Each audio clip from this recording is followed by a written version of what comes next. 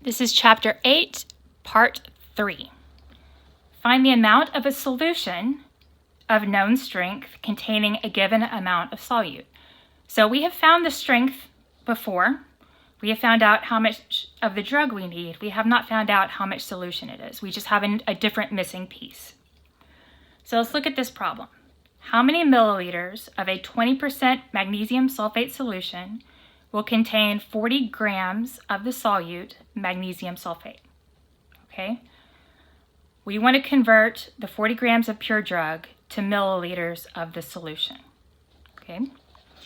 So in a 20% solution, there are 20 grams of solute per 100 milliliters of solution. Remember, if you have a percentage, it's always over 100. So 20 over 100, this is our strength. Okay. Turn page.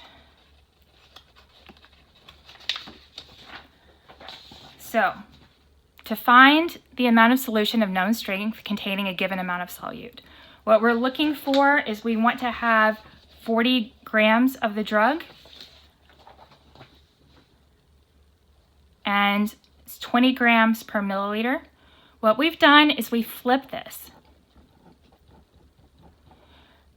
because we want to get rid of grams. So we're going to put it on the diagonal, okay? So we flip this, it's still working for us. It's still a ratio. And we want to have 40 grams instead of 20 grams, and we want to be able to cancel these out. We can simplify here. 20 goes into 40 2 times. So if I divide by 20, I get a 1 here. I get a 2 here. And then multiply straight across, and you get 200 milliliters. Okay? If you did not flip this, so this is not as good, but it still works.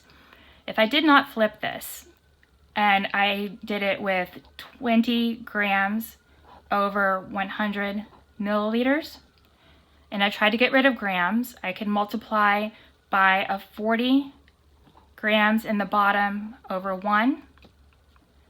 When I did this, my grams would cancel out. I would have a 1 here and a 2 here, which would give me 1 over 200 with the milliliters in the bottom. I need milliliters in the top, and I could flip it here. One more alternate way, and this is algebra. Some of you might find this easier. This is a proportion. And what we do, this is completely not expected of you, but this is just an alternate way of getting it done. If I have 20 grams over 100 milliliters, I am looking for grams, so I'm going to make sure that this side of the equation matches. So I'm looking for grams, so I'm going to put it up on the top with grams. And I want, no, I know grams. Sorry. 40 grams, and I'm looking for the amount of milliliters. Sorry, I got that wrong. And to solve a proportion, we cross multiply. 20 times x is 20x. I'm dropping the units now because this is going to be in milliliters. Is equal to 40 times 100. And then we would divide both sides by 20. And x would equal 200. So you have a lot of alternate ways of getting there.